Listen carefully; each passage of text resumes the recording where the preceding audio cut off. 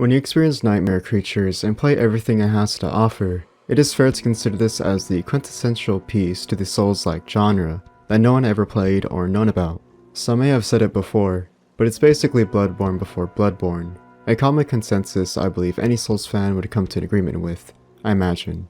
Personally, I have never played a Dark Souls or a Souls-like game, so I couldn't really give my 2 cents on the matter, but what I can say is that, as a lover of survival horror, this game does so much different to still feel familiar, and I absolutely love that.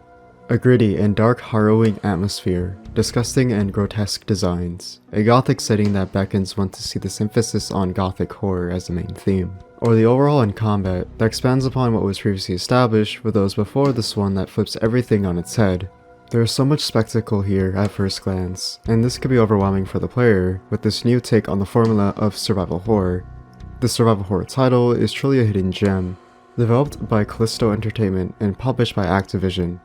We see a gothic horror setting set in London where the main antagonist, Adam Crowley, a devil-worshipping cult, brings about the process of using deceased human body parts to become superhuman.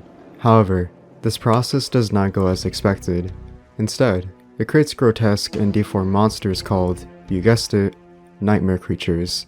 Due to this awakens a supernatural evil that sees an army of mutated and deadly creatures wreaking havoc across London.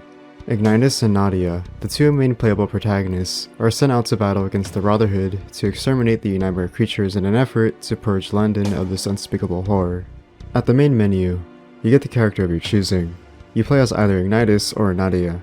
Both have their own respective qualities that are distinctive enough to warrant another playthrough, regardless of your player of choice. You'll be pretty much going through the same linear levels that will see you fight against enemies that are undoubtedly very tough and difficult to combat against. This is one of the more prioritized fundamentals when studying the game design in nightmare creatures. Essentially, your character, let's say Nadia, is equipped primarily with a melee weapon, which is the only weapon that you can use to aid yourself in your survival against the monsters in gameplay. There's a surprising amount of versatility in the player's approach to movement with their defense against enemies' attacks or offense if attacking with damage yourself. It's very much akin to Dark Souls in a way, where parrying is essential, and without it, you'll be getting dealt lots of damage repetitively. You have to parry an attack, and then once the enemy finishes their attack, deal the next strike until you finish the dealing blow. It's a bit of patience on the player's end, but that's the point when it comes to these types of games with a heavy emphasis on combat. The amount of traversal in the player's movement is very pleasing to experiment with. I love when games allow this amount of mobility to the player's movement because it allows for experimentation on the player's behalf, when either being passive or using the time you have before combating an enemy to understand the overall mechanics, which gives nuance. Once you are ready and feeling confident, then you venture out to the unknown to experiment through this trial and error. Believe me when I say that you'll see yourself getting dealt damage a lot in gameplay. Enemies are not a joke and are very malicious in their nature. They will not only emit damage aggressively, but also know when to evade a player's attack to cover their ground and want to strike yet again. This shows how the enemy AI doesn't mess around, but also reflects much of the player's gameplay. With the control scheme, you'll see yourself using the square button to mostly deal damage in a 1 or 2 attack combo. Triangle will see you dealing damage with an upward slash on your weapon. Circle is a proprietary block function that parries an enemy's attack, and X is to evade in either 4 directions. There is a lot of attention to detail when it comes to not only making the best out of the control scheme when it comes to combat, but incorporating these features into a seamless transition when it comes to the player's experimentation of all these becoming fluid in motion. Say, for example, you want to evade an enemy's attack, but then go into an immediate strike against an enemy by countering with a leg sweep to then transition into a 1 to 2 hit combo with your weapon. Then you have the ability to do that. If not that, then jump in the air to slash down against the enemy if successful. The amount of versatility that lies dormant at the player's disposal is honestly so refreshing that I did not at all expect to find in this gameplay. It felt like I was right at home with this gameplay because of how familiar it felt, yet it was difficult enough to implant this message into me that this isn't the typical roundabout I'm accustomed to. The experimentation here is practically essential to have any further level of progression that you'll need to figure out through this failure, but even though it may come off as foreboding, it allows for room for growth. One of the biggest reasons why I'm such a huge fan of character action games, or in general, the survival horror genre. I had a great time playing this game, and I can see why people recommended me this gothic survival horror gem. It may not incorporate the obligatory fixed camera angles, item management and a limited inventory, or the tank controls that we are accustomed to, but I would say that this survival horror experience is unique in itself to make it worth investing your time into.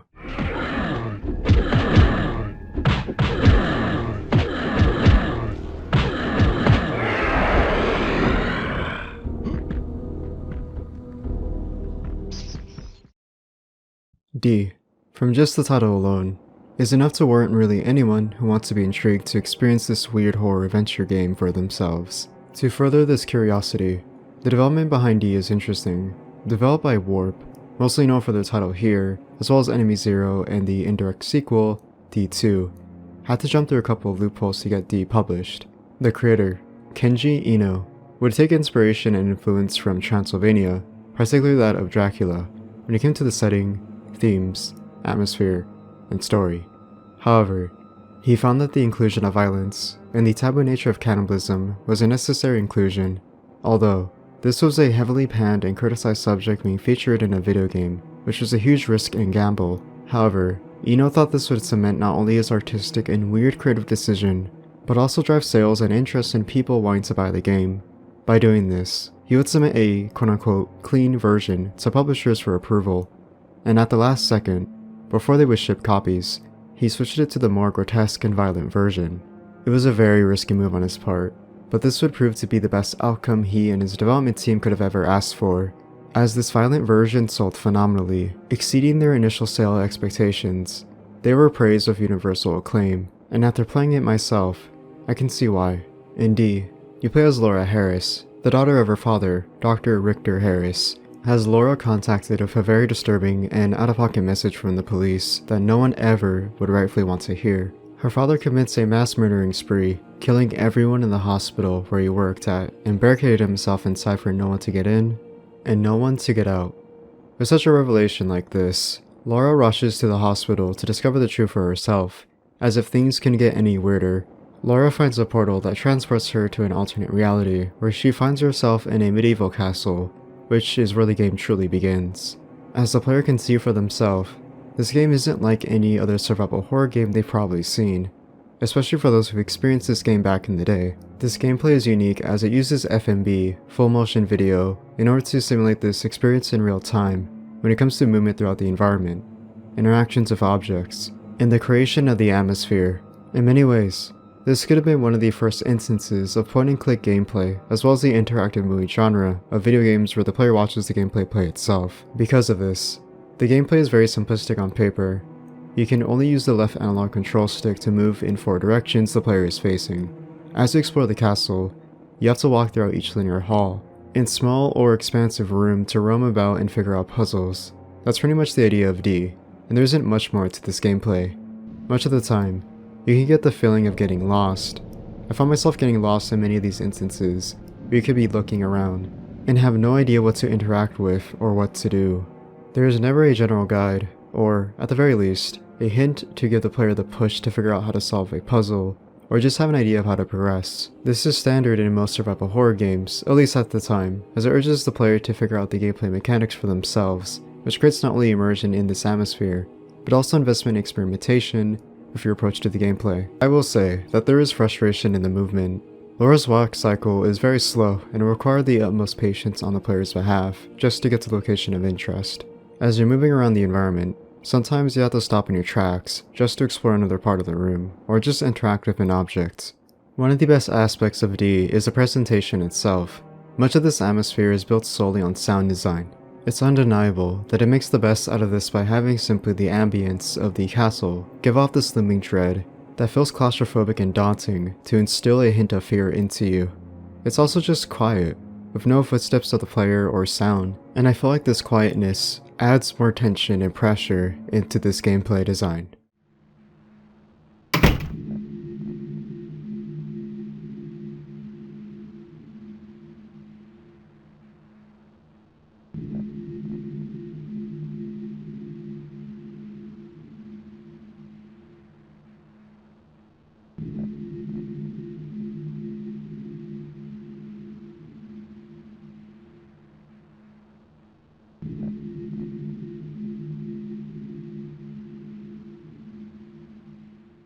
To add on to this, The cinematics of the FMV cutscenes, while unintentional, give off this unsettling vibe to the player because of how uncanny the 3D models of the characters look.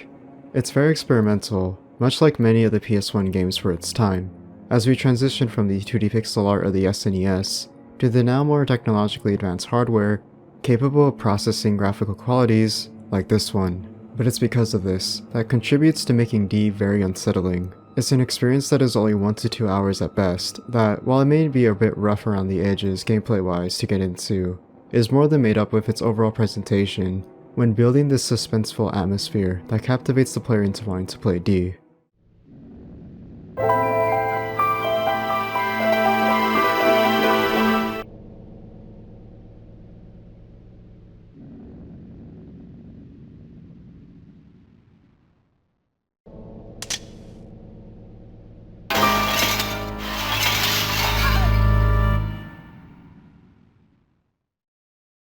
If there was a Japan-only PS1 horror game that cemented the transition from the Western PS1 horror games to the now more obscure and downright unsettling and eerie Japan-only PS1 horror games we are covering, then it would be this game in particular. I imagine you never knew about it until I mentioned it, but even if you did happen to know about it, then I imagine you wish you could erase it from your memory. Paranoiascape is one of the most bizarre and weird horror games on the PS1 that anyone could ever experience for themselves and play. It's Japan only, for a reason.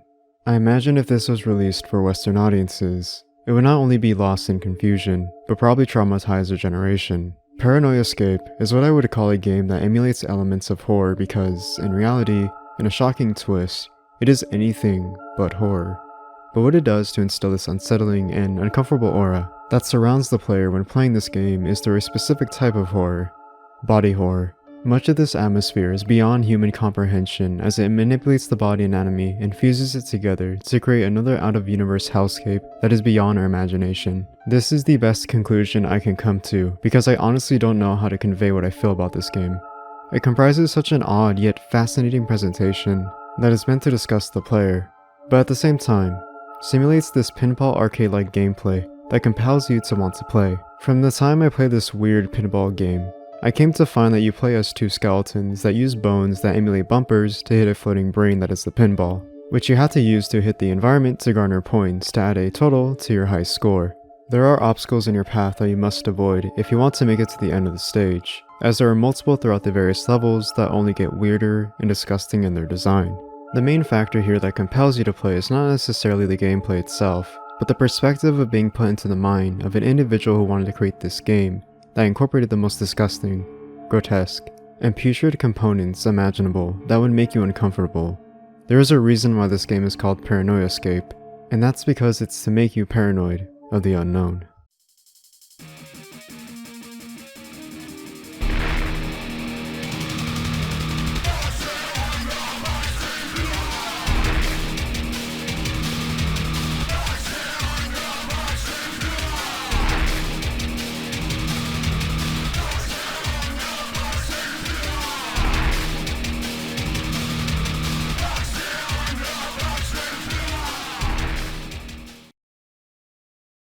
PS1 owners who lived elsewhere other than Japan had the misfortune of the inability to have access to Japan-only exclusive games on the PS1. The PS1 has a grand total of 4,105 games specifically made for the console, as far as we are aware. Half of this was released to international countries, while the other half, the total being 2,365, region-locked to Japan only. Games that would mostly be inaccessible for many years.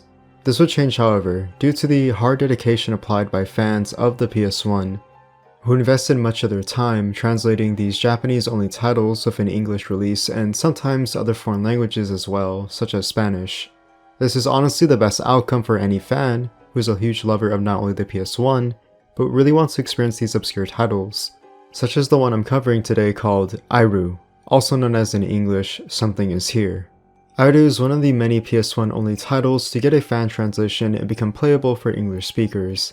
In Iru, you play as Tatsuya Inaba, an exchange student attending a high school located on an island that is implied to have strong cultural traditions that are heavily implied, foreshadowing the more recurring theme in the gameplay.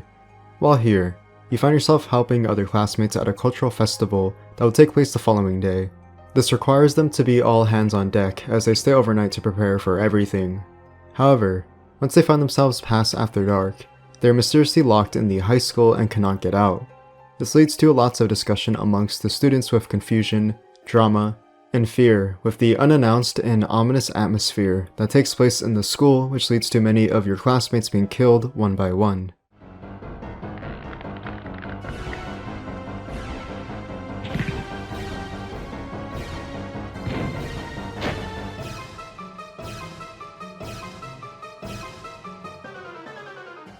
It's very subtle in its tone, as much of this pacing is built up slowly. It creates lots of this tension by immersing the player in a first-person perspective, having you talk among your classmates by doing objectives to undergo level progression. Through this, you get lots of dialogue that are very heavy in its exposition, which you'll most likely see Inaba conversing with his classmates or the teachers in the facility. It also has a heavy emphasis on exploration as a sole gameplay mechanic that will see the player traversing the school to locate items or just backtracking a lot to talk with classmates. Also while hiding occasionally from the enemy encounters you come to find while in gameplay. It reminds me of Clock Tower, the first Fear, and its very mysterious atmosphere while incorporating gameplay mechanics where you'll see the player having utilized the environment to hide from the stalker enemy, which created this intuitive gameplay design while instilling fear into the player. This premise is also seen here in Airu as well, but feels more immersive thanks to the first person camera angle. It makes this feeling much more personal.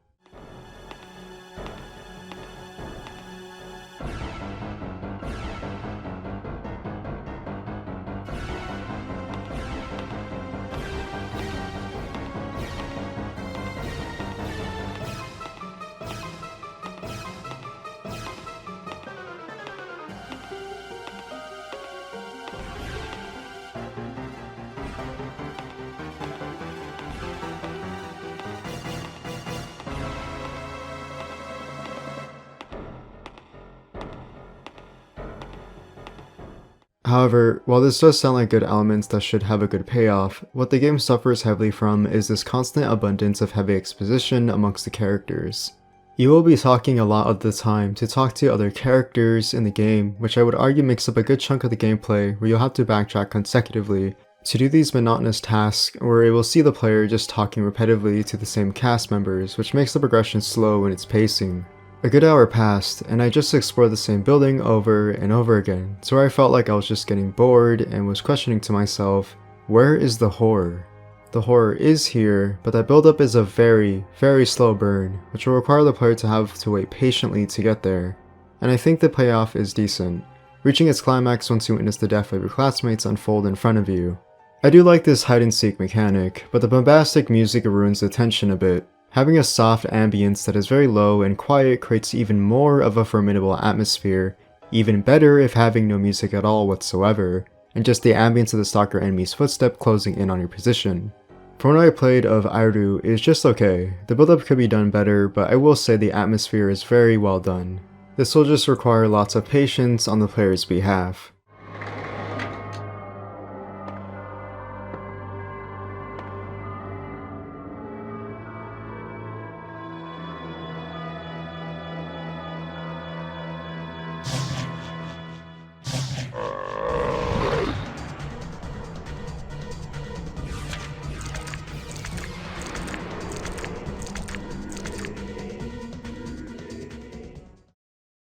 As we further this descent into more Japan-exclusive titles, we come to find ourselves in the deep end, deep into this abyss of a horror game called Germs, Nerawareta, Machi, known in English as Germs, the Targeted Town. This is a very obscure horror game that I found while conducting research that I honestly can't come to understand or find the words to what to talk about when it comes to this game. There is so much variety, complexity, and replayability found in this seemingly small yet massive open world that fills you with so much reason to go about and explore.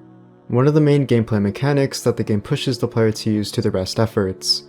From my understanding, you play as a journalist who comes back to his hometown to investigate disturbances in the expanding invasion of mutants appearing throughout the city that is slowly taking over, and mandates the player to go about and uncover these odd and bizarre sightings that you find by roaming around the desolate city, talking to the very few people available, and recording these statements taken from people as a means of level progression.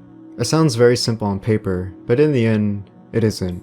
I think one thing that did handicap my experience of gameplay is the language barrier, as the game, of course, uses Japanese. So most of the time, I had no idea what I was doing. But this didn't stop me from becoming intrigued and wanting to explore what this game had to offer. You start in a first-person view, assuming the role of a journalist where you can browse the desktop by checking the map, saving your game, or reading emails. While doing this, you can talk to your coworker, presumably conversing about the mutants that are taking over the city.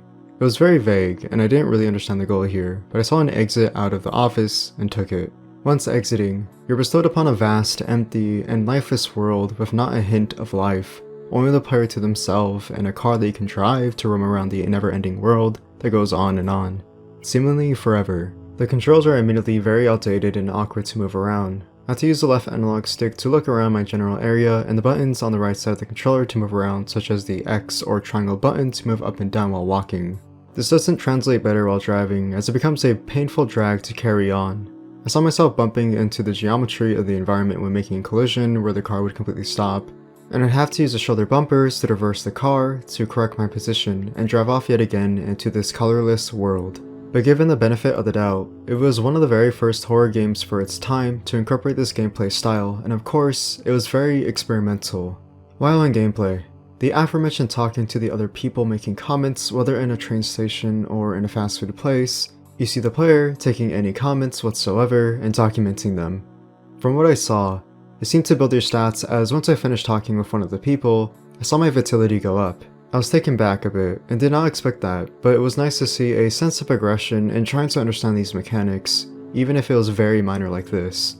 But other than the exploration in this world, all you really do is simply walk around aimlessly, not really understanding what to do, only going off with these big comically large red arrows to guide you in the right direction. This helped, I guess, but with the lack of coloring when it came to its atmosphere, it becomes formulaic in its overall presentation, when all the buildings look the exact same, and you just keep following streets that go on and on forever, with no sense of progression. This is odd, as when you're in interior environments, you come to find life with people walking around or talking to one another. I'm sure I'm looking way too deep into this, but I imagine there is a subtle visual imagery that can implicate how far or gone the world has gotten with this grey and black, empty, lonely world, in contrast to the seemingly short and small life that is in these buildings, where people are struggling to survive. While there was no horror in the physical sense out in this open world, at least that I was aware of, there is the horror of the loneliness that you feel without any direction that makes you feel like you have no purpose. You feel hopeless and vulnerable, and this presentation in the gameplay makes the player feel just that.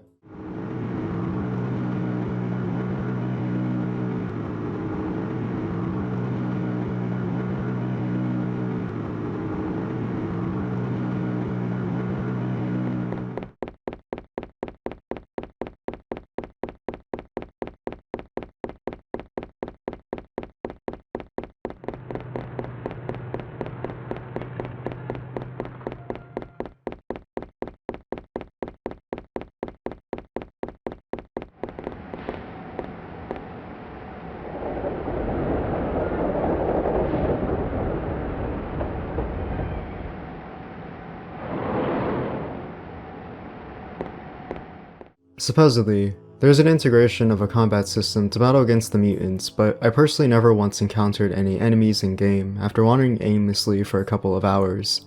Without any sense of understanding of the language, I couldn't gain this sense of direction of what to do or where to go. I felt like the atmosphere alone was enough to keep me going for the time being. With my time spent in Germs, I found this to be such an odd yet compelling game that feels so grand and big but shallow and empty.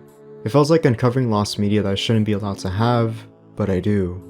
It's without a doubt one of the more unique titles that I still don't have a complete understanding of and most likely never will. Imagine there's so much more in the gameplay and story that I only took a breadcrumb from it and have so much more to fall down into this rabbit hole. But until there is a full English fan translation, I'm going to take some time away from Germs and come back like the plague once it's finished.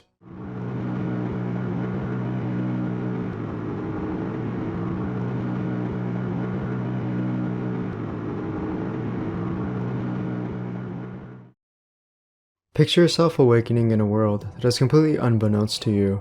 A world that you have never visited, only being accessible in your dreams. Dreams that are vivid in their creativity and expressive in their imagination. Dreams where you find yourself exploring and getting lost in, where you walk aimlessly, not trying to find a way out, but rather trying to understand this dream the more you dive deeper into this nonsense. This absurdity that you have no recollection of nor will have an understanding of once you awaken from this weird dream of yours.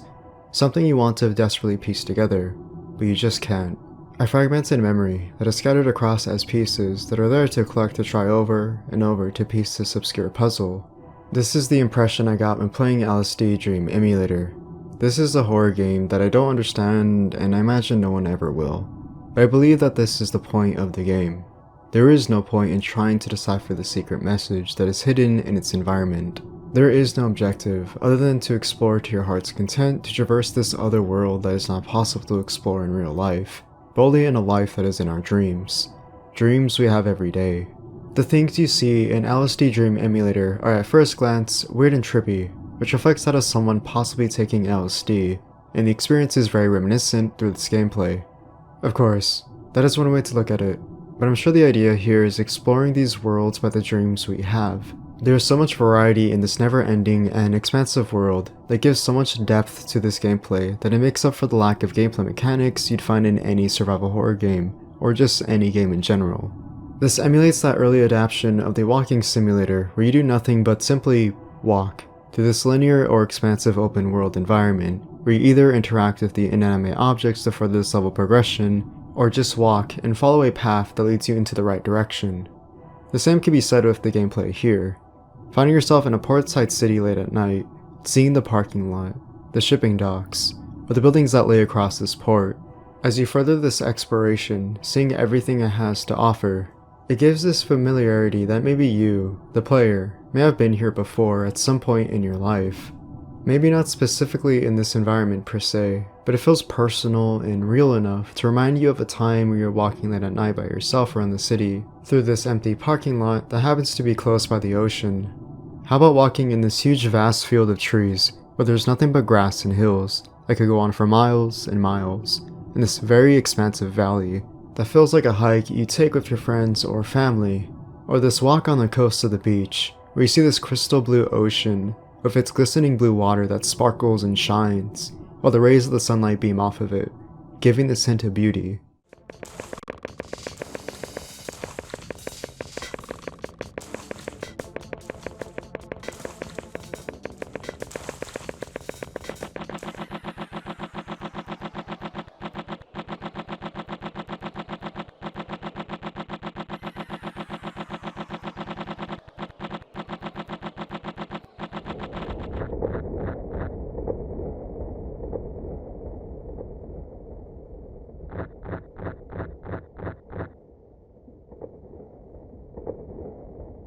But this has an immediate transition once you find yourself teleported to another world that is out of your control, and see yourself in this unexplainable and incomprehensible enigma that you can never solve and only witness before your eyes.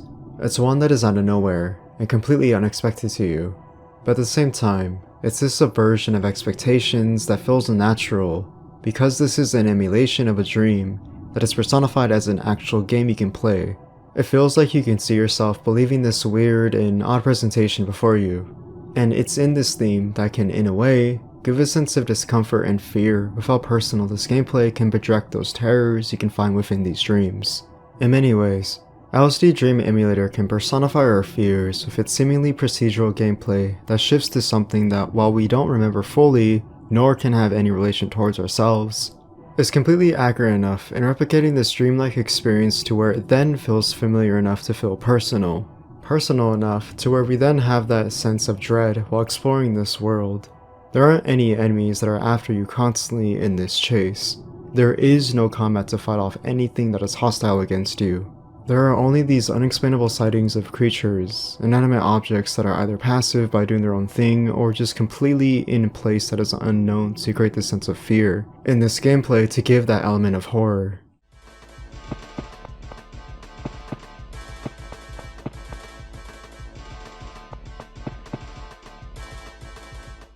There is so much here in this game that I imagine is still open-ended to be explored and isn't fully completely understood to this day, over 2 decades later. where this dedicated community to LSD Dream Emulator is still unraveling this fascinating oddity that still gives something new to wake up to the next day and explore. I personally have no idea if there will ever be another game like this one that somehow accurately portrays the dreams that we have experienced in some shape or form, that gives the sense of realism yet familiarity to create some sort of horror that is projected off of us. If you want to explore your dreams but in the format of a video game, then play LSD Dream Emulator and get lost in this nonsensical dream that never ends.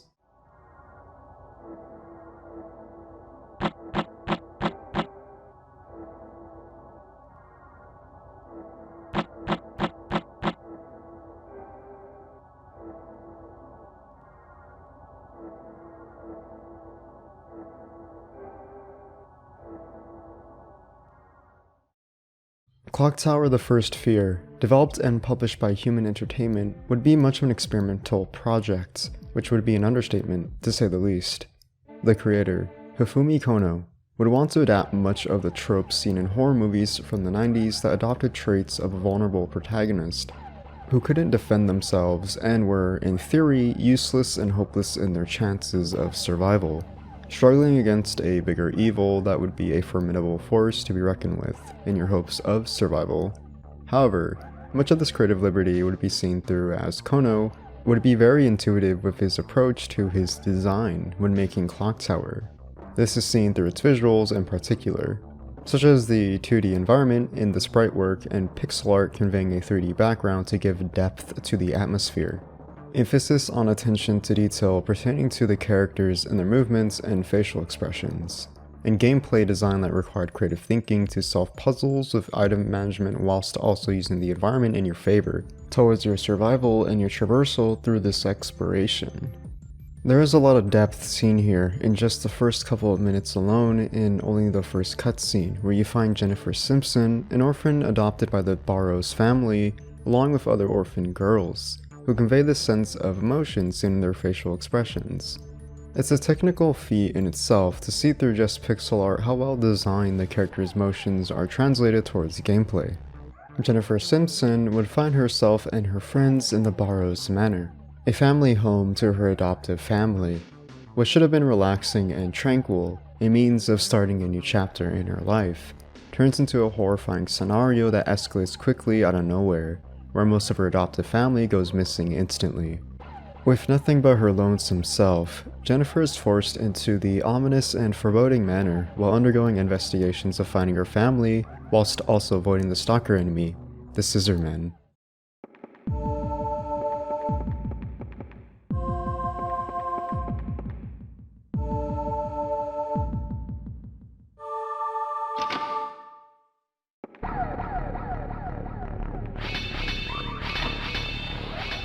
Transitioning to gameplay, the player can find the environment that was previously mentioned is comprised of 2D pixel artwork that creates this immersive 3D layout in the manor.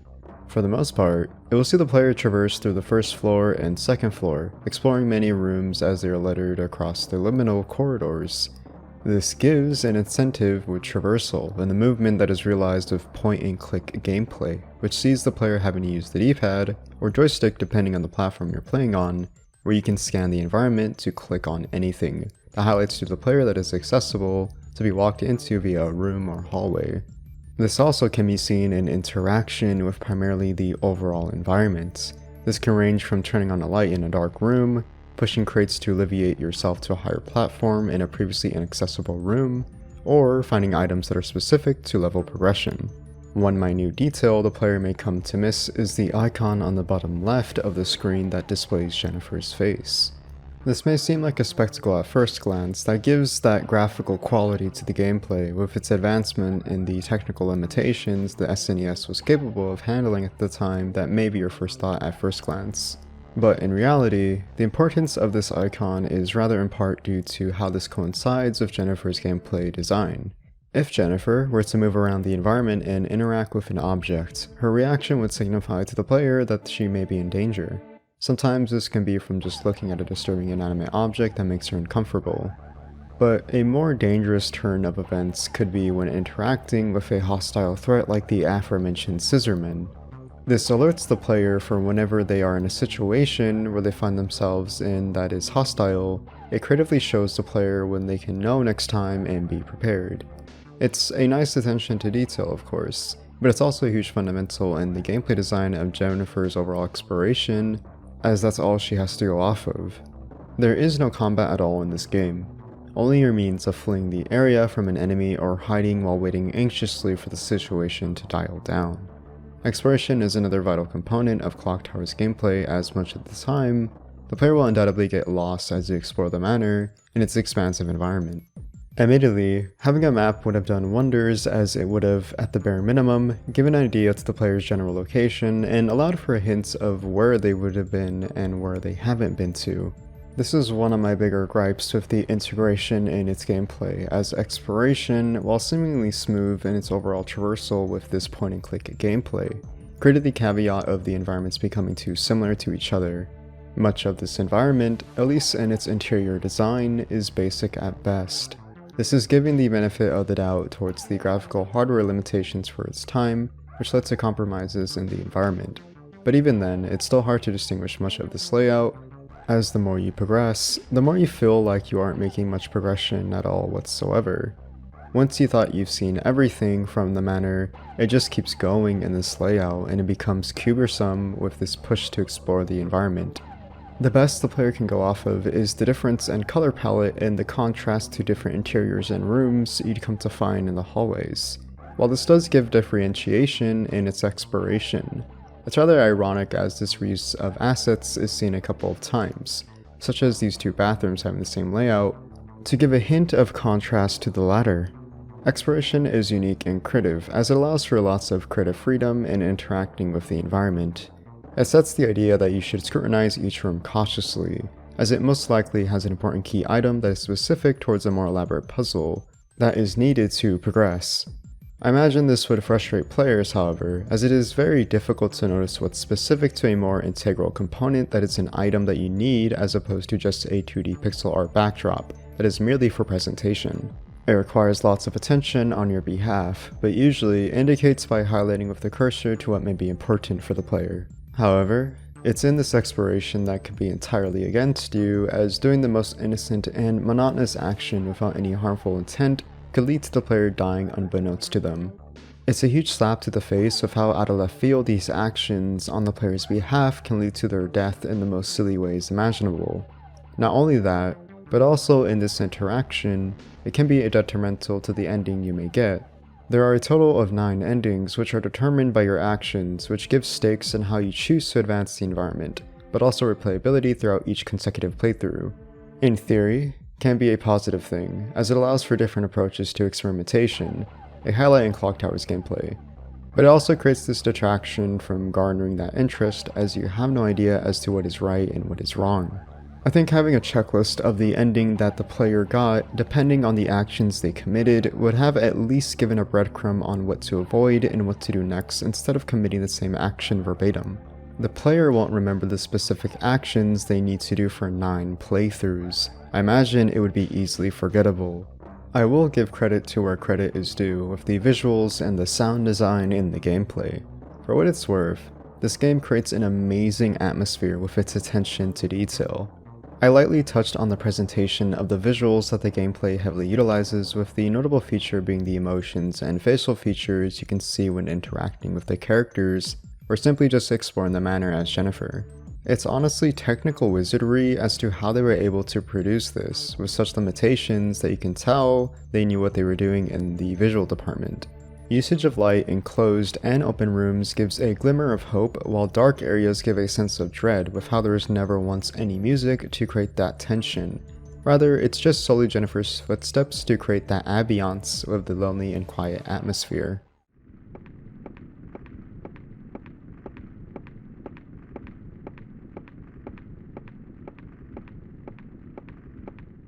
And when that buildup eventually leads to the climax, it comes with this banger of a soundtrack when encountering the Scissorman. It's his theme and I love it. While it does immediately detract from the more horror elements, as it's a bit hard to take seriously with this little guy, Walking slowly towards you with his comically large scissors, it still creates that immersion to the player that this is a situation that has lots of stakes in your survival. For a 1995 survival horror game on the SNES, and eventually ported to other platforms like on the PlayStation or Windows, it still holds up very well with its design that feels like it could be reminiscent of an indie title by today's standards if you didn't have any connection towards Clock Tower by nowadays. Speaking of which, Clock Tower The First Fear is getting a remastered edition as it's an enhanced port that is supposed to be released at some point during this year in 2024, which will mark the game's first proper international release, as it was originally only available towards Japan for its time, resulting in fan translations by the community to make this version I'm playing possible. Overall, Clock Tower is a very obsolete title, at least mechanically speaking, compared to the latter for its time, which may come off as a bit annoying to players for its movement and interaction with the environment, but it has lots of depth to its design that is still a spectacle to awe at, which holds up very well to this day.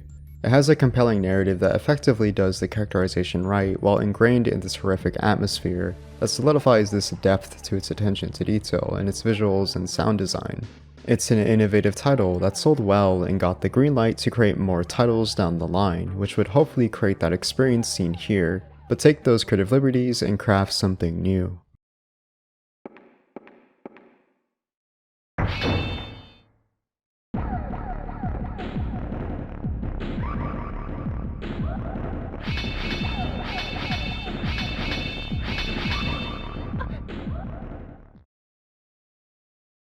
To preface, before creating confusion for the viewer, Clock Tower, the next main installment in the franchise, would simply be titled, well, Clock Tower, at least for the Western audience, as this would technically be their first introduction to the series as opposed to the aforementioned Clock Tower The First Fear.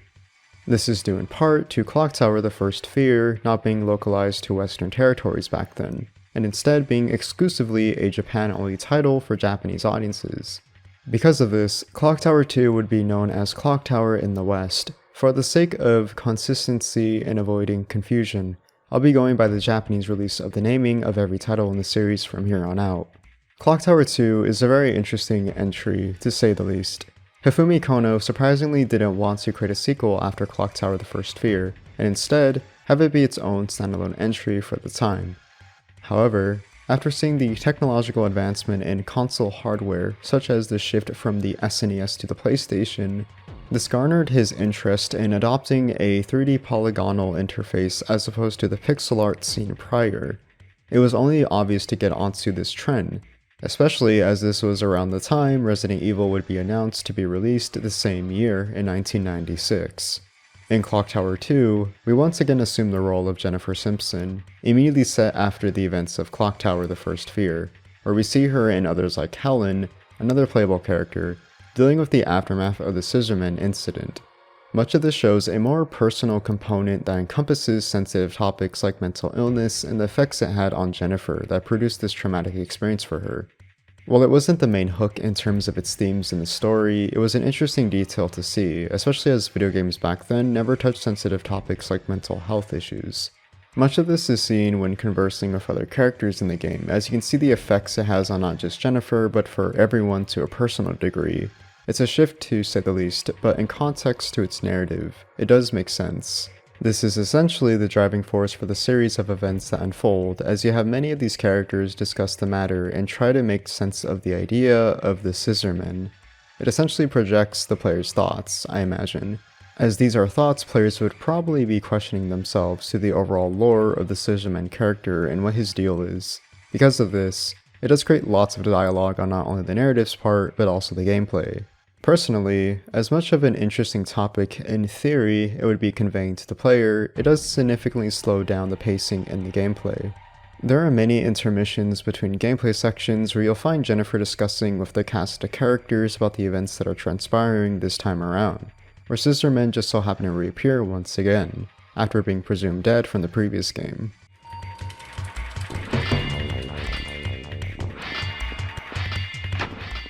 As you can see from the gameplay alone, it encompasses much of the quality seen previously in the first game with its attention to detail and the movement and mannerisms of the characters when they display emotion as they converse with each other. For the most part. They do come off as stiff and very robotic, but to be fair, this was very early into the PlayStation's lifespan, seeing most titles from this time frame to be very experimental. We once again see the return of the point-and-click gameplay, where the cursor allows for the player to interact with the environment at their disposal. This ranges from talking to other characters pertaining to the plot regarding the Scissorman case, and speculating over inanimate objects that can be either mundane or essential to level progression, and overall traversal in your environment you find yourself in. The only other new thing I could really think of gameplay-wise is the introduction to this world map, where the player can choose to go to a place of their choosing. Nothing is really special with this mechanic, it's only to go to a location that is specific to progressing this narrative, and if not, then talking to the other characters, but that's about it. There are the return of the chase sequences, which feature Scissorman chasing after the player with his comically large scissors as he hops towards you. It functions much like the same in the first game, where you have to either run away to where you gain enough distance, hide in a room until the tension dials down where he can't find you, and utilize the environment in your favor to use against him. Like the previous Clock Tower game, it's very creative in how it allows for this mobility and customability, at least depending on the situation at hand, such as using a blanket sheet, a coat rack, or a pot to use as a short time window to escape. In terms of visuals and sound design, the overall horror atmosphere in Clock Tower 2 feels rather lacking and hollow this time around. I thought that having different locations could be a neat idea in theory, but it just makes me miss the more ominous environment seen in the Barrows Manor. We were all alone and had no indication or clue as to what to do. Only the push to exploration to finding out what is going on. The inclusion of character interaction constantly in different settings really detract from that atmosphere I once felt, where there was this sense of isolation and ambiguity in its nature. There is technically the castle, but that's towards the end of the game, where it just made me wish we spent the whole game there instead. Clock Tower 2 is a decent entry in the series. It's nothing too notable, other than the fact that it made the transition from 2D pixel art graphics to 3D polygonal graphical hardware that gives a distinction in terms of graphical quality. But that's about it. The best way I can summarize Clock Tower 2 is that it takes one step forward, but 2 steps back. What's wrong? Help! Someone is following me! Some kind of weirdo?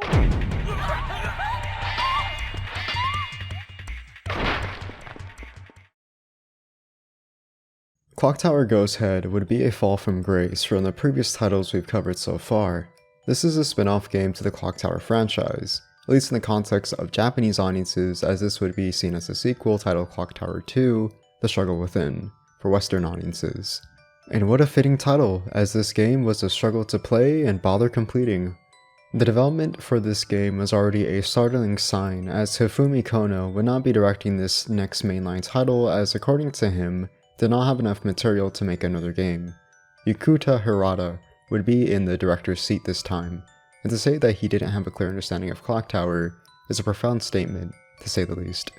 In Clock Tower Ghost Head, you play as Alyssa Hale, a young girl who visits her father's friend, Philip Tate. The moment she arrives at their estate, all hell breaks loose. She undergoes this investigation into the household with its mysterious lack of presence of the residents. She also comes to find Stephanie, her cousin, pursuing her as the stalker enemy, much like the Scissorman. The idea here is that the ghostly apparitions and supernatural that revolve around Alyssa are mostly due in part to the Maxwell curse that she is forced to carry. Because of this coincides with her split personality, Bates, who is the complete opposite of the nice, innocent girl we were introduced to now a more aggressive and bloodlust personality that is willing to be more physically harmful towards enemies. No! Stop! Don't be afraid, Alyssa. It's honestly a bit of a messy plot this time around that is very vague and not very direct to the player as to what to follow when it comes to this narrative, as it's all over the place. Typically, I complete every game I play that I review on this channel, but I never encountered a survival horror game that truly broke me to the point where I had to put down my controller and just walk away. But why? Why do I and many other people have such conflicting thoughts about Clock Tower Ghost Head? Why is it seen as the universally panned title for being overwhelmingly negative amongst Clock Tower fans? Well, one of the reasons is due to its inconsistent gameplay design that is very specific and needs to be followed in a structure on the player's part to have any sense of level progression. Take for example the point-and-click gameplay mechanic where you use the cursor to scan the environment to interact with points of interest to further this level progression. This is fine and all, but the problem here is that the gameplay is very vague to the player as to what they need to do or how to exactly proceed in figuring out where they need to go with an objective in mind. Much of the time, you have to backtrack constantly throughout the household while figuring out puzzle solving as either Alyssa or Bates. The idea here is that either personality can be allowed to enact an action that only one of the personalities can be allowed to emit via an amulet. This is never once indicated to the player at all that this change in holding or putting down the amulet is needed to do this character switch. It would make more sense to have the option to switch with a button prompt instead of having to undergo this tedious traversal to a specific location just to do this character switch. Not only that, but sometimes it just happens unannounced to the player at the most random of times, usually during events that are related to Stephanie, whenever she's antagonizing the family, or when she's chasing Alyssa. Your means of defending yourself this time around is not really through the environment, well, kind of, but rather physically by drop-kicking the child.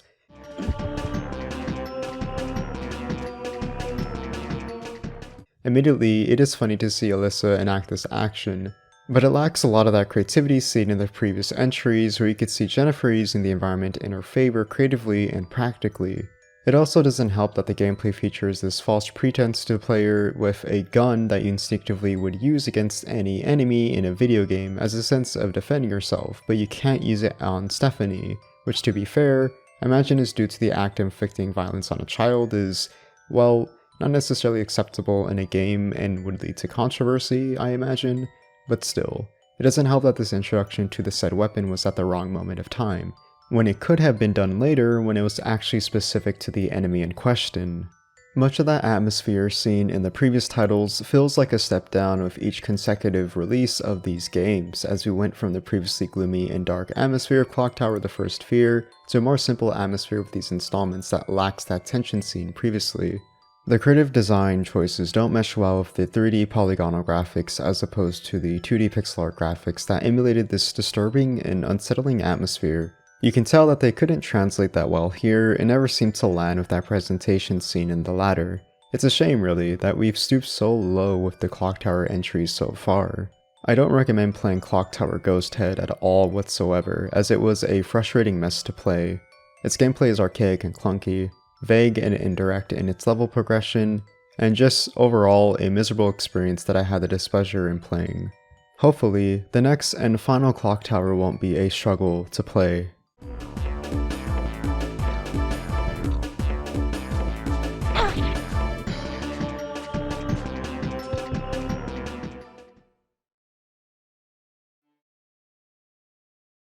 Alone in the Dark 2 starts with a presentation that is much of a diversion from the first game.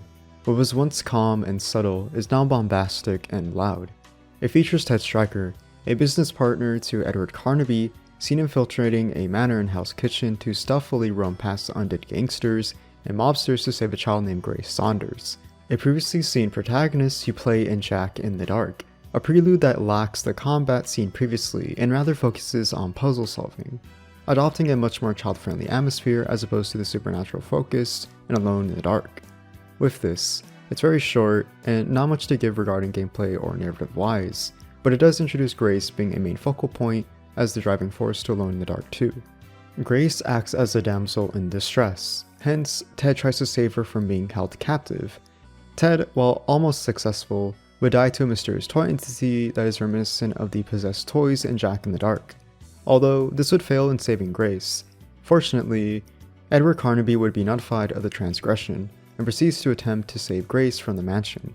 What is very interesting in the opening of Alone in the Dark 2 is how it provides a different tone than the first game, compensating for an action-packed Hollywood movie approach with how Edward Carnaby stylishly encompasses the special agent personality with his suave swagger with the shades he wears, planting a bomb by the front gate while he runs to wait for the explosion to go off. It's very minor, but you can tell as the player that this opening immediately has a change and shift from the aforementioned supernatural tone of the previous entry.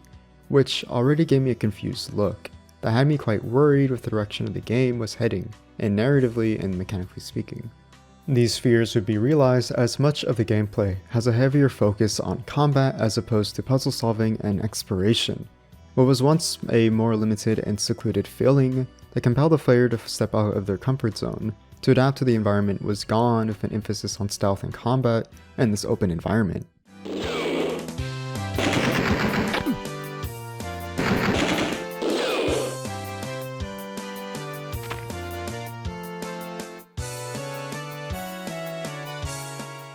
I will say, much of this features more depth to the overall movement being more responsive, which is immediately a nice touch when it comes to traversal.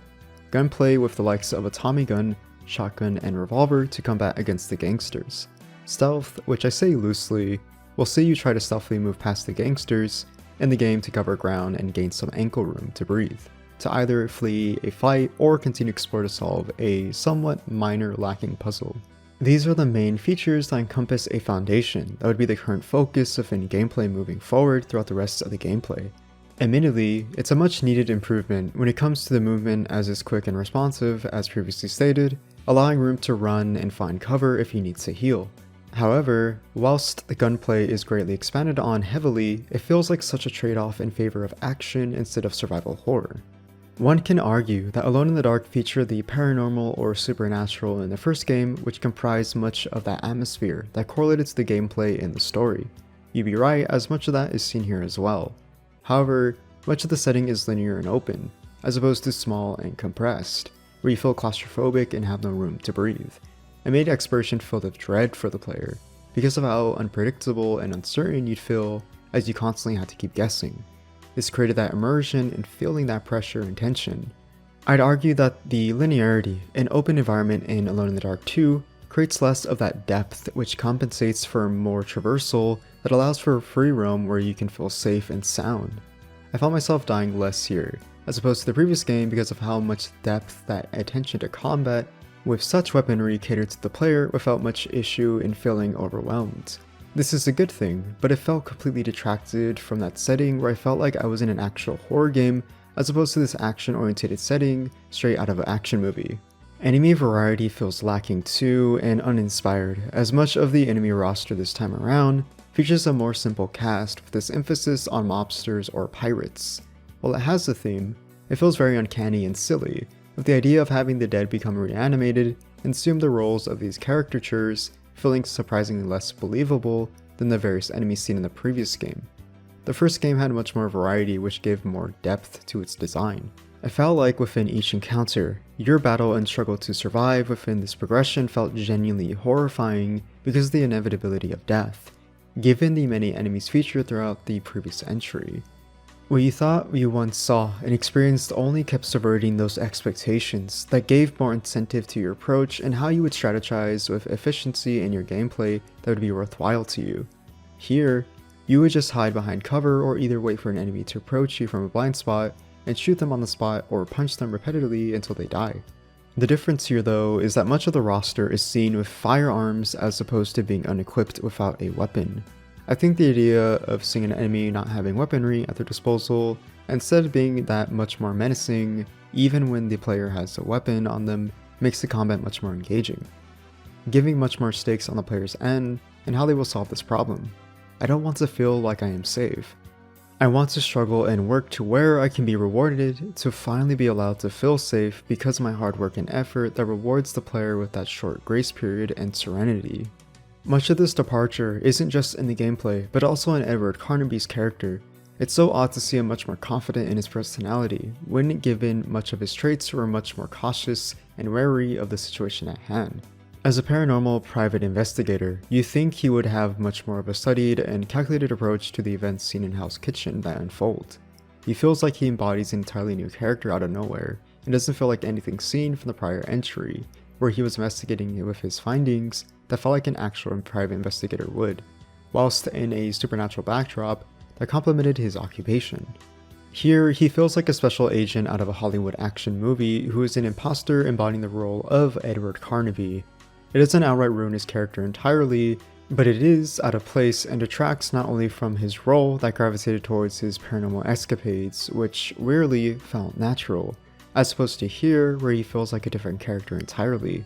Much of this dissonance from the groundwork that the previous game established feels like a loss to its identity. As much as I appreciated the attention to developing the movement and combat, it did feel like a departure from the vulnerability felt in Alone in the Dark 1. That archaic and clunky movement in its exploration and combat was calculated and strategized with your approach to solving a puzzle or combating an enemy. Here, much of that is tossed aside for a backdrop that is a spectacle and grandiose with its story, characters, and gameplay, and Alone in the Dark 2.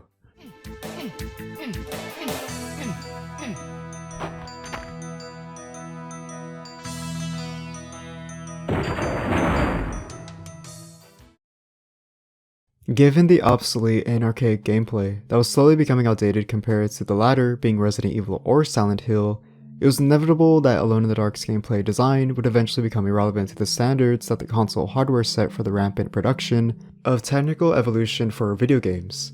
This would coincide with the likings of the PlayStation 1, a console that would be prolific for its massive and extensive backlog of titles that would be home to survival horror games. This would pave the way to a new experience for the mid to late 90s of all ages alike to get to see video games from a new perspective, whereas Alone in the Dark would fall behind in its outdated gameplay design that was noticeably in desperate need of an update to its craft. Infogrames would realize this and go on a hiatus from the series for the next 6 years and strive away from its magnum opus to take a backseat this time around and shift its focus to other projects. They would in turn give the license to a newly started developer studio called Darkworks. This developer would go on to develop the 4th installment in the franchise. However, it would create a new continuity that delves from the pre-existing continuity of the previous games, as I imagine as a means to correlate to the modern survival horror games that were akin to the Resident Evil remake for the GameCube, or Silent Hill 2 for the PlayStation 2. It was notably a worthwhile decision, as the series needed to adapt to the standard at the time if it wanted any chance of surviving with its competitors. As previously mentioned, this new continuity would form a new timeline with the release of Alone in the Dark: The New Nightmare. In the story, you would find the usual suspect that is all too familiar to old veterans of the series, Edward Carnaby. Seen to adopt a more modern attire with a completely new look and fleshed out personality where we would see a completely new character. He would come to find the devastation of his best friend and business partner, Frederick Johnson, to be found dead off the coast of Shadow Island, who initially, before his death, was tasked to investigate the paranormal and supernatural sightings that lay dormant on the mysterious island to uncover information regarding 3 tablets that would cause damnation across the world if let free. As fate would have it, Edward Carnaby would be tasked by his employer to continue the investigation of Shadow Island to solve this mystery and put an end to the sequence of events from unfolding and catastrophizing. This time, however, he won't be alone as he is partnered with a university student, Eileen Cedric, who partakes in joining on the matter as she has unfinished business with a man, Professor Obed Morton, who she believes is her father. She is very much a parallel to the likes of the previous deuteragonist seen in Alone in the Dark 1, Emily Hartwood. With this, the pair head to Shadow Island. This would start the chain of events that follow in their wake of stumbling upon the island after their plane crashes and sees the two become split apart. Eileen starts at the mansion and Edward starts by the forest. This would be the main focal point, being the character switch that the player can play via the playthrough, the latter being Edward Carnaby or Eileen Cedric. From whoever you choose, it would create separate paths and unique perspectives seen through each protagonist that has their own distinctive storyline that sees their journey untangle and eventually, on occasion, see them come to connect separate storylines once paired again. Finally! Now you are going to tell me what's going on. I still don't know. Here, I got your stuff. Thanks. I never should have agreed to let you come along. I have my own reasons for being here. It's very reminiscent of Alone in the Dark 1, starting with a mansion taking place throughout the majority of the gameplay inside with the offsetting environment that comprises the supernatural and demonic entities titled the Creatures of the Darkness, which are the main roster of enemies you have to combat against. Having to endure this claustrophobic atmosphere gives much depth to the unsettling cold ambience that you would hear via the sound design or the art direction.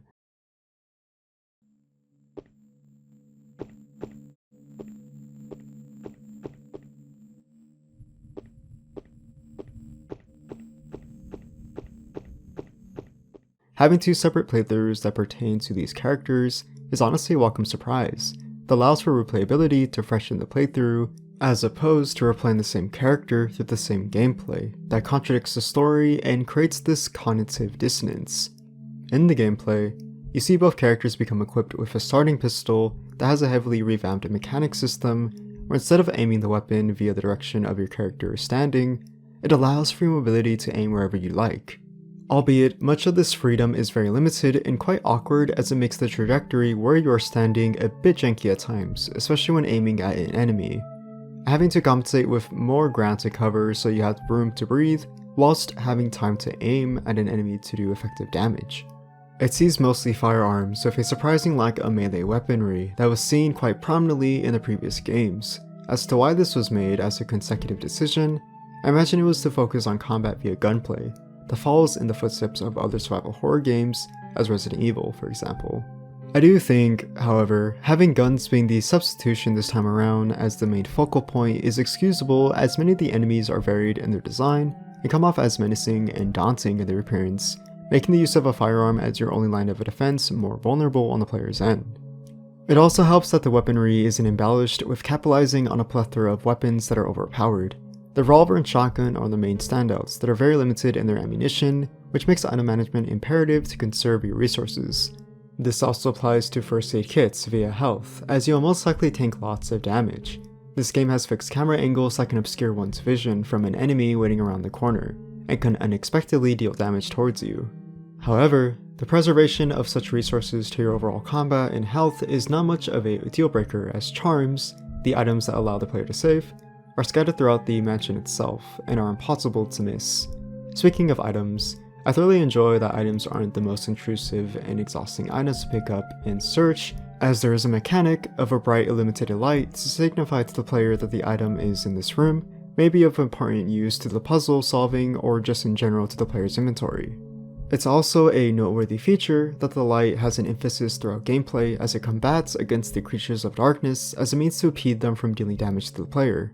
Light is created as a motif. If the idea of investigating Shadow Island wasn't obvious enough, that is utilized uniquely and properly here, that isn't merely just a gameplay component, but is a means to see via the dark areas of the liminal corridors or the pitch black rooms, but an actual essential feature that is built upon with much more depth behind it.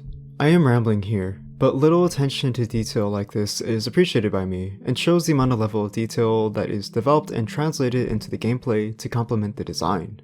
All in all, I found Alone in the Dark: The New Nightmare to be a much needed introduction to the series that takes components of the original continuity to build upon those older ideas, and make intuitive improvements to the former with its unique and distinctive gameplay design.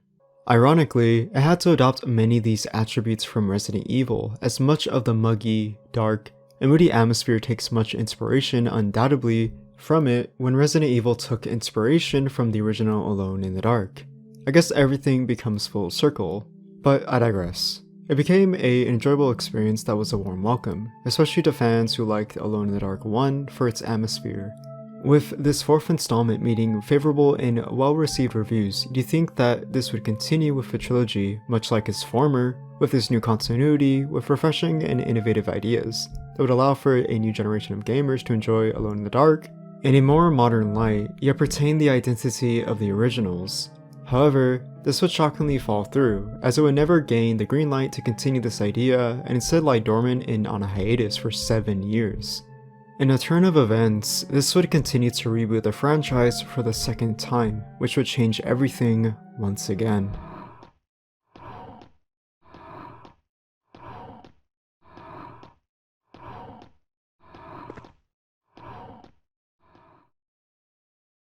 I imagine at some point in time, there was the hypothetical of what if Resident Evil met sci-fi horror?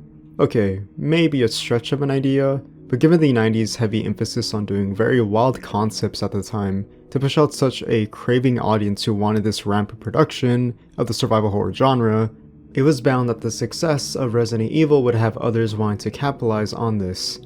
One of these titles happened to be a hidden gem called Chaos Break. Developed and published by the Taito company, Chaos Break is essentially throwing in Resident Evil and the Alien franchise into a blender to produce the product that is this sci-fi survival horror game. that has many elements that are reminiscent of the gameplay, with limitations in your inventory to combat against enemies, backtracking in a linear yet ever-expanding setting, and a visual presentation that has the subtle atmosphere that builds the more you progress with this level progression. In Chaos Break, you either play as two of the protagonists from the menu select screen, Mitsuki or Rick. Both characters have specific qualities that range from their arsenal when regarding their weapon of choice, as well as their storyline that starts with different subsections of the facility. Fluxuous Biomaterial Industries Lab 7, a civilian facility which was recently overwhelmed by a biochemical parasite that contaminated the researchers who were conducting experiments with a parasitic lifeform. Because of this, things went awry and left much of the facility in chaos, where the task force, DEF, had sent out agents to clean up the dirty work, to retrieve research data and investigate what happened. As previously mentioned, Chaos Break allows the player to have their player of choice, Mitsuki or Rick, who sees them investigate in their respective scenario, Mitsuki starting from the entrance and Rick starting from the sewers.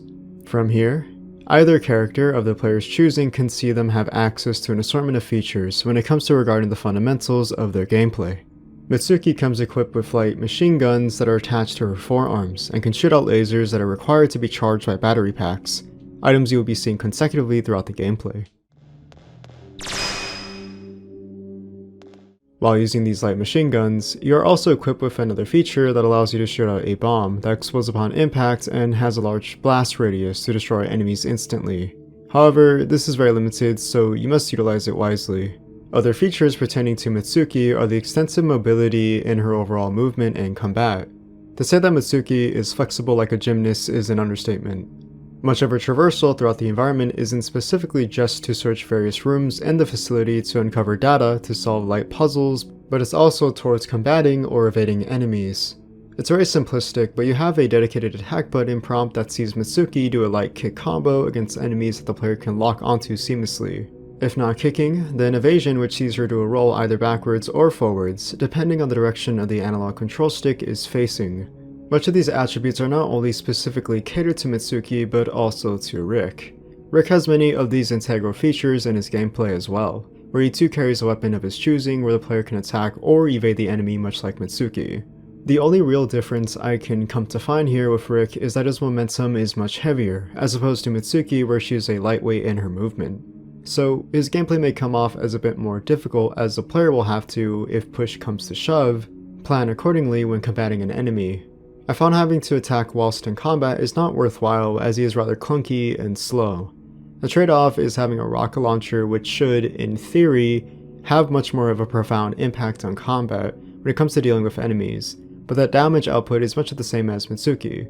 When you boil it down, much of Rick's gameplay feels very reminiscent of Mitsuki's, as while he does have a different weapon of choice and choreographed attack animations, it just feels like a much heavier character with the same overarching gameplay.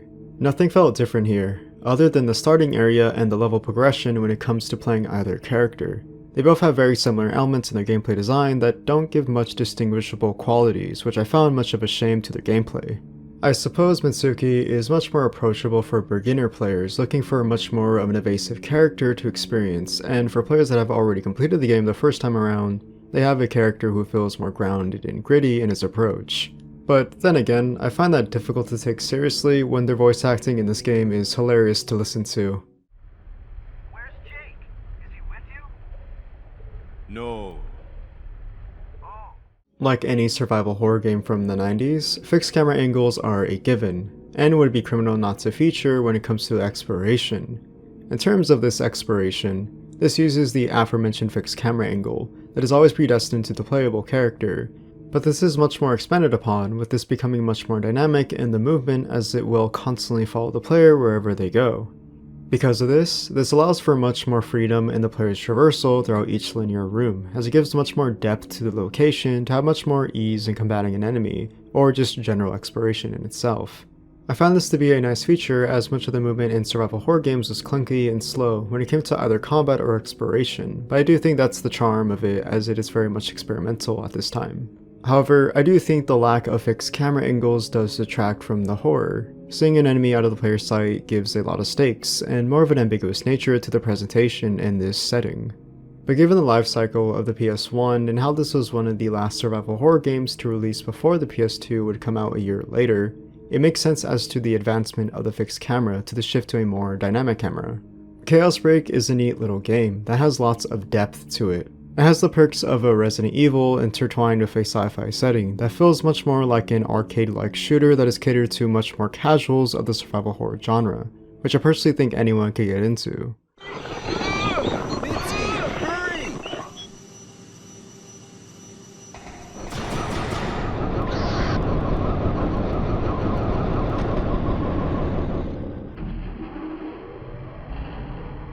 Jake. One of the weirdest yet fascinating survival horror games I've played in quite a while has to be Overblood. This is one of the most technically complex and innovative gameplay design in regards to not just the survival horror genre, but in general when it comes to the PS1 games for its time. Overblood is one of those games that constantly keeps the player guessing with such enticing implementations into its gameplay mechanics that have the player thinking as to what to do next when it comes to puzzle solving, movement in the linear environments, as well as its ambiguous story. Developed and published by the now defunct Riverhill Soft, Overblood sees the protagonist, Raz Larcy, awaken from his cryogenic chamber to a barren and cold room, with other chambers that are mysteriously absent, leaving him to be the only one alive. With no recollection of who he is or what has happened to him, Raz must take it upon himself to figure out and discover what is going on in this ominous compound with nobody around. Raz will have to team up with another character, Peepo, a companion you find after inserting a module chip into his slot to reactivate him, which he helps Raz in his journey to escape the facility. Are you trying to say something? Is that all you can say? Beep? What's that supposed to mean? Yeah, beep beep to you too. You're a heck of a conversationalist. The idea of Overblood, while it doesn't have many stakes that are thrown at the player, is rather very subtle in how it presents itself, such as the very first minute when you get to control Raz. You have little to no time to truly understand his overall gameplay mechanics, as you're immediately hit with a time limit before he freezes to death. This not only creates this tension, but also forces the player to adapt quickly to their surroundings through pressure and trial and error. It's rather harsh when not allowing the player to learn about the overall gameplay mechanics, but I do think it's one of the more subtle ways to not only create the atmosphere for this ominous setting, but also immerse the player in just the first couple of seconds. Overblood is considered one of the first ever survival horror games to implement a 3D rendered environment with such polygonal geometry for the player to explore and traverse in. To capitalize on this, gameplay immerses the player with not only a third-person camera angle that would have to depend on a fixed camera angle, but also a first-person camera angle that builds upon this presentation. It may come off as a spectacle at first glance, but the incorporation of these two camera changes is solely for exploration and puzzle solving. It makes the best out of this function as it allows for not only experimentation, but also gaining familiarity with its controls. The controls come a very long way to what I would consider a technical marvel for its time. Raz has lots of complexity in his overall movement when it comes to interaction with the environment, such as jumping as high as possible, grabbing and pushing on objects to clear paths that were obstructed, or crouching down to inspect a previously inaccessible object whilst standing. These are mechanics that, in the grand scheme of things, are undeniably ahead of their time. It is honestly such an invigorating sight to see, because of how intuitive this gameplay design makes the best out of it. While combat is considerably a clunky mess and there's awkward movement that can be tough to control, this is without a doubt an engaging experience that I had a fun time playing, because it allowed me to experiment to my heart's desire. I think it may not be everyone's cup of tea. I do think it's definitely worth giving a shot. Ah! Man, what a horrible way to die. What is that? A disease? I hope it's not contagious.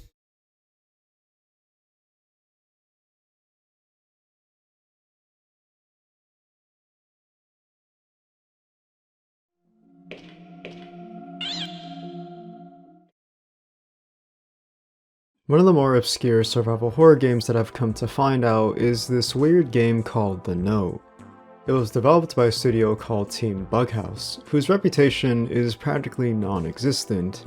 I've only come to find an archive on Moby Games. detailing some more information on the notes, but nothing regarding this Japanese company that never made that breakout into the gaming scene. As far as I'm concerned, this is the only game they've ever developed in which it was published by Sunsoft. But given what I played, there's probably a reason as to why they never took off after this forgettable horror game we have here. In the note, you play as Akira, a freelance occult journalist who is partnered with Angela and finding out more about a missing person case through their investigation in a mansion. There isn't any further elaboration after this, only leaving the player to figure out the gameplay mechanics to further progress in this mysterious and ambiguous story. One of the standout features that may come to mind when it comes to the note's gameplay is that it incorporates a first-person camera angle as opposed to a third-person fixed camera angle. It makes use of this in a very unique aspect by having a profound use of interacting with the environment. You can use matches to light lanterns throughout every room, as this game is very, very dark. So dark that I think it would rival Amnesia with its contents. There are moments where I genuinely thought the game crashed because I would enter a room that was pitch black and forget that I constantly had to light up the torch by flickering it with the left shoulder button. The right shoulder button allows you to interact with doors to open them to the next room, or generally anything that comes to the point of interest to the player that may stand out to them. The select button allows you to open a map that gives a general layout of the manor. Start shows a menu screen which gives a lot of functions when interacting with the environment that it feels very overwhelming when trying to figure this out. You also have your enemy roster in the game, such as a wolf, bats, or rats that litter the room in this seemingly abandoned mansion. They deal lots of damage to where your health will deplete by Akira's vision, becoming more obscured the more damage is dealt to you.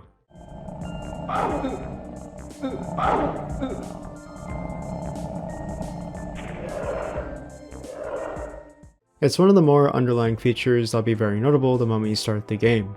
It's annoying with how frequently he closes his eyes, as it can make exploration much of a slog.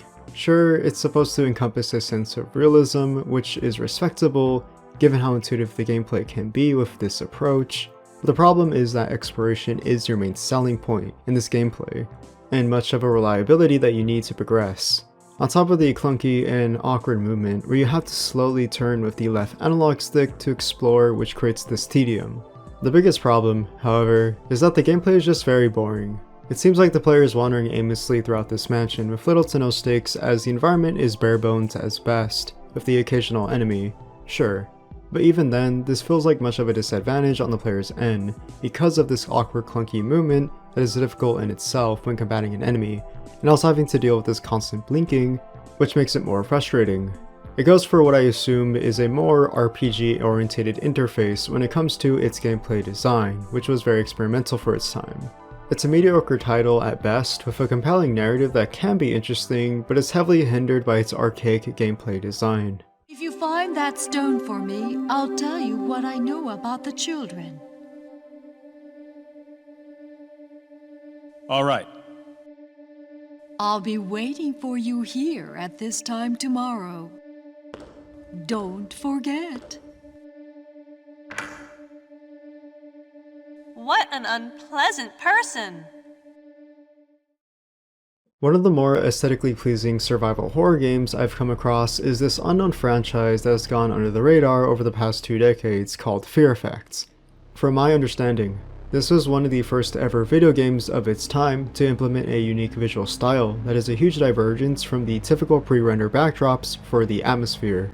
The blocky, dithered 3D polygonal characters, and the presentation that goes for a much more action-oriented approach. This incorporation of creative freedom on the developer's end, Chronos Digital Entertainment, would be very reminiscent of the earlier development of the rise in popularity in 3D cel shading. One example that comes to mind is Jet Set Radio, with its visual flair that oozes with style when it comes to its tribute to the Tokyo underground scene. Obviously, this is a huge departure from Fear Effects' foreboding atmosphere that is gritty and grounded, but it's one of the closest examples I can think of when it comes to such visuals building this atmosphere.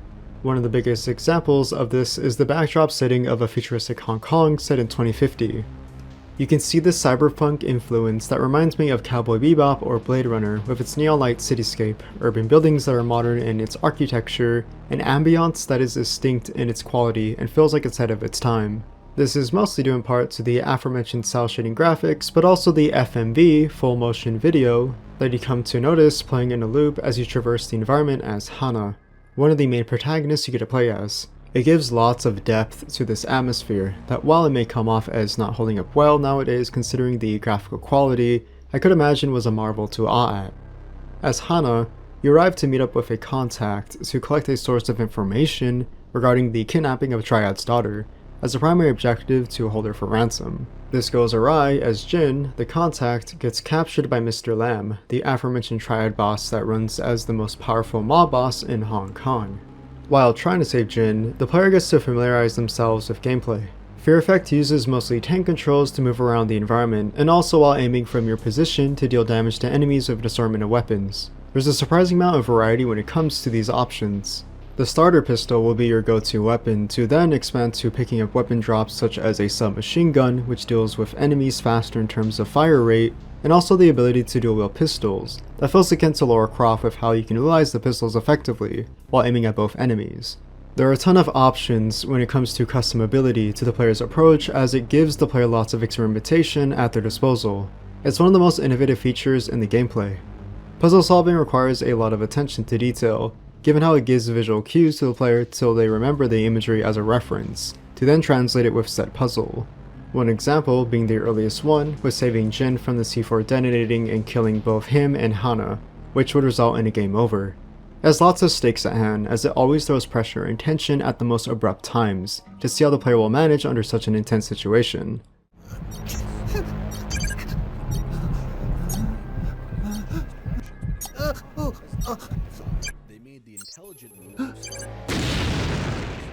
One of the biggest flaws that does hinder the gameplay, however, is definitely the awkward controls when trying to omit combat as much of the time, depending on the player's trajectory. It can be in your favor if you are in a position where you can have an upper advantage.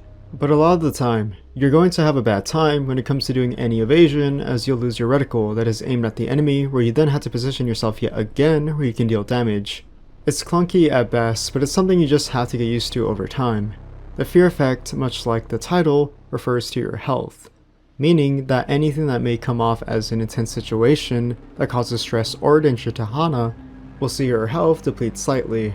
It's admittedly one of the more unique mechanics that does give a bit of innovation to its design, but at the same time can be heavily against the player's favor, as it's out of nowhere at times and can cause confusion, as there could be an instance where you never got damaged at all. This can also be said with the save feature, as it is something that is very vague and not direct to the player, requiring a sound cue from your phone to alert you to save.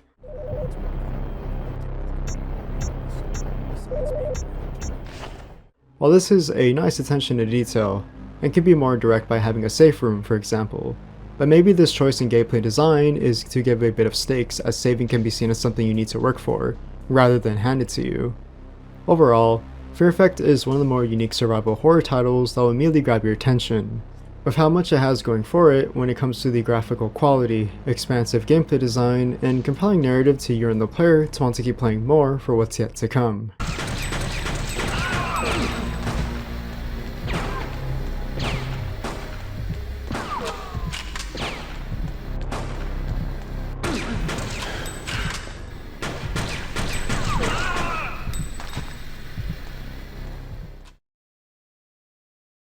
One of the earliest instances of the first-person survival horror perspective, at least when it comes to indoctrinating a masterfully done approach to using the best out of its gameplay to build such an atmosphere that's ominous and mysterious like this one, has got to be Hellnight.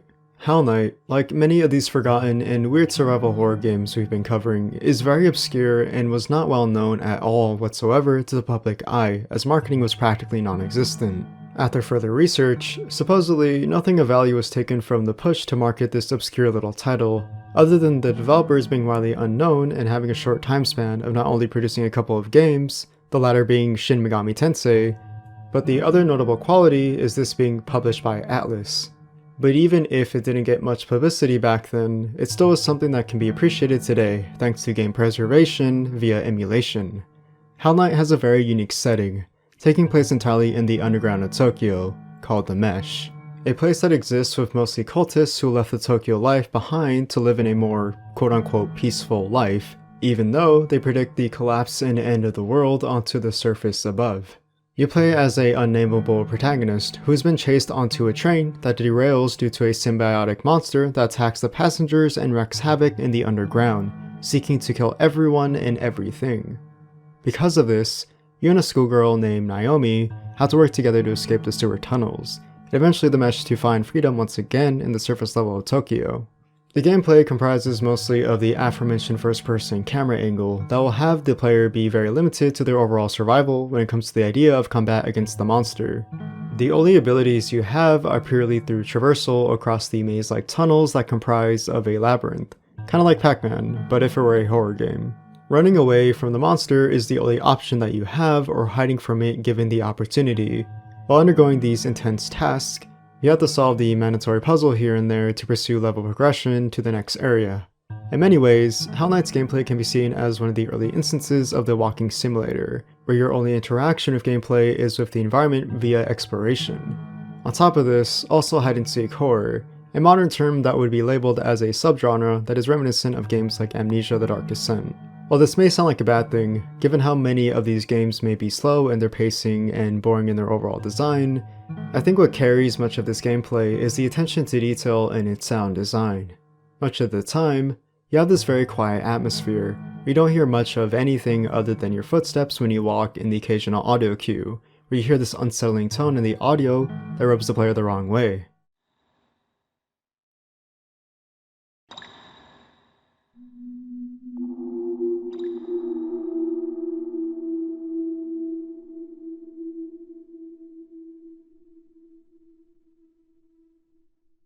To add on top of this build-up, you have this ambiguous nature of the monster itself that is always stalking you throughout the environment and is never once stopping in its tracks and will always be behind you or one step ahead of you. It's honestly unpredictable, as much of the time it can happen unbeknownst to the player. The only thing the player can use to survive is the sounds from the monster, alerting you that it's close by.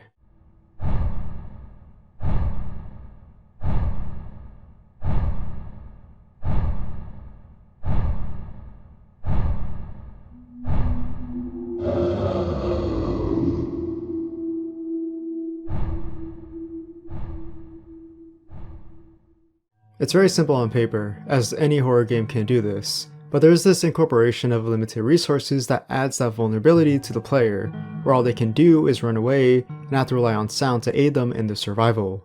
It's honestly one of the most intense moments I had in a survival horror game in quite a while, because of the dark hallways that are absent in light and force you to have to seek out your path to the next area without any help of a flashlight. This is mostly due to the technical limitations of the PlayStation that limit the draw distance, but it's because of that limitation that makes up that atmosphere effectively that coincides with this gameplay. This requires the player to think strategically as to how to progress without any tension of encountering the monster on their part. The only problem that I can come to find though is how painfully slow the monster can be lots of the time. It's usually walking throughout the environment and you can spend all the time in the world moving around it by leading it into a corner, where you can then use the time to maneuver around it. When you figure out how to exploit it, it does lose its horror a little bit, but it's undeniable that there were lots of attention to crafting this dread that is instilled into the player throughout this entirety of the gameplay. With an interesting narrative, simple yet effective gameplay design, and an ominous atmosphere through visual and sound design, it allows you to want to have interest in seeing the resolution of the unnameable protagonist and the cast of characters that are your party members to have the possibility of escaping alive in this terrifying situation they find themselves in. This is undoubtedly one of the more underrated survival horror games I discovered recently and had the pleasure of playing. I highly recommend anyone to give it a shot if they like first-person survival horror and want to immerse themselves into that atmosphere with old titles like Hellnight.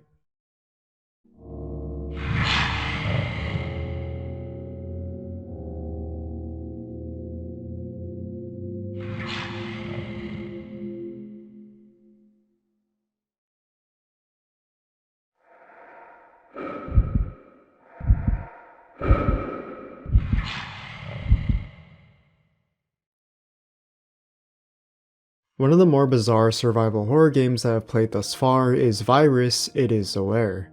This is actually one of the first survival horror games on the list to be adapted from a film that is under the same name, simply known as Virus. Apparently, this is a French film that is funnily enough based on a comic book by Dark Horse Comics, also undergoing the title Virus. This comic was a short miniseries, spanning 4 issues and nothing more. It's a bit of a leap to say the least, and wanting to adapt a full-length feature film on an obscure comic book miniseries that no one has heard of, but it's what the developer and publisher, Cairo Interactive, would end up pursuing anyway to critical and commercial failure, with heavily polarized reviews that were overwhelmingly negative. And after playing what I played, I'd say there are a good couple of reasons. In Virus, it is aware, you play as Joan Averell, a police officer who is sent to investigate a space station, the Electra, alongside her partner, Strutter, in hopes of solving an investigation that sees an alien life form that infiltrates the facility to kill the crew and implant their species as a parasite that corrupts the deceased occupants to take over the human race. It's similar to the Flood from Halo or the Necromorphs from Dead Space, where it lives as a hive mind that infects anything that can corrupt and manipulate their victims. The idea here is to rescue any survivors if possible and exterminate the evil, the name the alien life form is referred to. In many ways, this concept is unique and enticing to the player as it is a compelling narrative that, if executed correctly, can work. But the only execution here is the player themselves getting killed many times due to the game's awkward controls, terrible frame rate when there is a plethora of enemies on screen, and the obscene instances where the game will be unfair to the player, without giving any possible clue nor indication. As you start playing as Joan, you are only equipped with 2 starting weapons, a pistol and a revolver, which gives the player unlimited ammo at their disposal. You cannot run out of ammo, so the stakes are not as nearly as high as you expect it to be. On top of this, you have a taser that can be used against the enemies, which have a cooldown after use. These are essentially your main weapons of choice and that you have to work off of. In terms of combat, it is very repetitive and clunky in the movement, as well as engaging with the enemy themselves. Most of the time, all you're really doing is just firing the weapon at groups of enemies that are constantly thrown at you. You either have to run to a corner of a room or strafe around them, in hopes of getting a distance away from them where you can RNG to finish them off. This doesn't work whatsoever because of the aforementioned clunky control of the player's movement. Having to turn in a full 360-degree motion is slow and is against the player as it doesn't give you enough ankle room to breathe or find your footing. On top of this awkward control, you also have this terrible frame rate that shows how poorly optimized the gameplay truly is when in a large room with many enemies I had to deal with.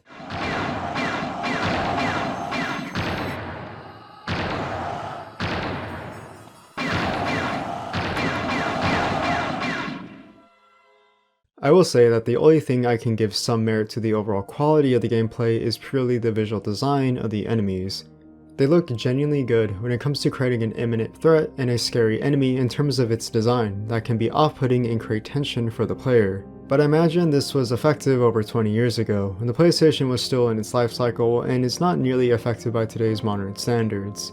Overall, this is a miserable game to play and it's not worth picking up nor giving a shot yourself, as you have other survival horror titles that run better frame rate wise and are gameplay wise better to play and have a good time with.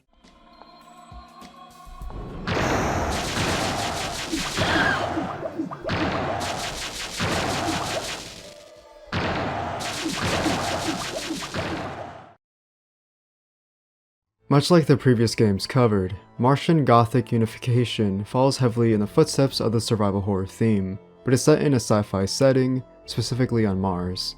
Developed by Creative Reality, a very obscure developer who doesn't have the most prolific track record when it comes to games that are very notable in their portfolio, we see 3 playable protagonists, Martin, Diane, and Kenzo.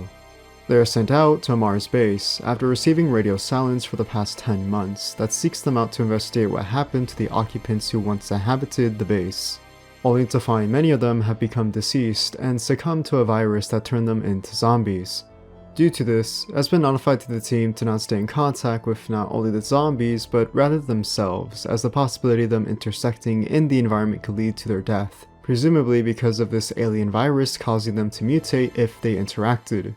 I attempted to enter airlock 2, but the door was jammed from the inside.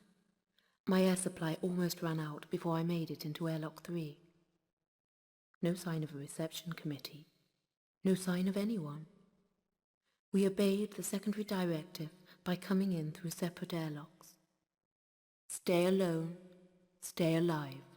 That's what we were told, and that's what we've done.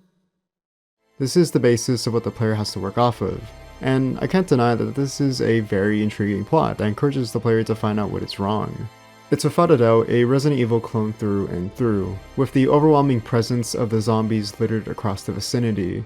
However, given that this was during the renaissance of the Resident Evil era on the PlayStation 1, which became widely acclaimed as the survival horror standard, it was inevitable. But giving the benefit of the doubt, Martian Gothic Unification isn't like the other survival horror games on this list at all, as it diverges from the combat against the zombies and rather favors the player to undergo heavy exploration and puzzle solving. This is a subversion of expectations this time around for the player. Those few people who played this game at the time of its release may have been shocked to find such a revelation. Without such an integral feature, you have to essentially resort to avoiding the zombies at all costs. The horror isn't necessarily the zombies themselves, but rather your fellow teammates, a different type of horror than what you are accustomed to. So, while this may be a huge disapproval on the player's behalf, we have to look at the gameplay, at the very least, to see if it makes up for it. Immediately, the idea of players switching characters must have been an innovative concept. Seeing a seamless switch of the protagonist is quick and snappy. You also have all the playable protagonists have an expansive inventory that gives much room for item management, which is always appreciated. Puzzles are somewhat unique, such as these keycards, which you have to find by searching zombies and using them for the player of your choice, given their environment, or sending them to another character in another part of the base, to unlock previously inaccessible areas to further this level progression. While this is all interesting, the biggest drawback that is heavily flawed in the gameplay is just the lack of momentum in this level progression. Much of the time, you're simply walking around these long corridors to find many locked rooms, where to pad out the long purpose journey, you get lots of unwarranted monologuing from the protagonist to fill in that atmosphere. Well, call me a techno-zen hippie, and I've been called that before. But there's a dead man hovering in front of me in the Boulevard Saint-Michel. I can hear him speak, in my mind. So, we've got reanimation, telepathy, and levitation. Now I call that downright supernatural. An alien haunting. Are you on something, Kenzo? Corridor after corridor, not a living soul. Shadows and echoes. This is a haunted house on Mars. Much of this atmosphere lacks any stakes or tension, even with the zombies nearby, which may seem to attack you. However, it's entirely random and most likely very specific to a scene that plays out. After 2 hours of playing, I felt like I was making no progress and grew heavily bored by this lack of not incorporating more layers into this gameplay design. The already slow pacing adds tedious backtracking, and lack of warranting any need to want to progress forward at all whatsoever. It's a shame, because I do think something was interesting here in its premise, but that lack of combat and its survival horror is what heavily detailed much of that horror to its atmosphere and the gameplay. A standard that was set before it and would be followed by others years down the line till today. Martin Khan here. Can anyone hear me? There's something waiting for us in this base. I can feel it. Something in the scent of the air, and the special kind of silence.